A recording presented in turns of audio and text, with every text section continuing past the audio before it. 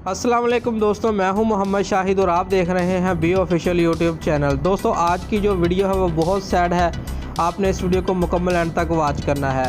साबिक ऑस्ट्रेलियाई cricketer dean Jones Mumbai में दिल का दौरा पड़ने से इंतकाल कर गए हैं। उन्हें अस्पताल ले जाया गया लेकिन वो बच न सके। दोस्तों डीन जोन्स ने ऑस्ट्रेलिया की जानब से 52 टेस्ट 164 वनडे इंटरनेशनल खेले।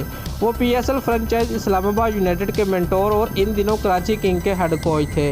दोस्तों डीन जोन्स ने ऑस्ट्रेलिया की 52 टेस्ट मैचेस में नुमाइंदगी की और 3631 रन बनाए, जिसमें 11 सेंचुरीज और 24 50 शामिल थी। दोस्तों 164 वनडे इंटरनेशनल मैचेस में डीन जोन्स ने 6068 रन बनाए, 7 सेंचुरी और 46 सेंचुरियों की मदद से ये रन बनाए। वो 1987 की वर्ल्ड कप फातह टीम का हिस्सा भी थे। दोस्तों साबिक ऑस्ट्रेलियाई क्रिकेटर डीन जोन्स 59 वर्ष की उम्र में इंतकाल कर गए। मायानाज क्रिकेटर IPL मैचेस की कमेंट्री के लिए इन दिनों भारत में मुकीम थे।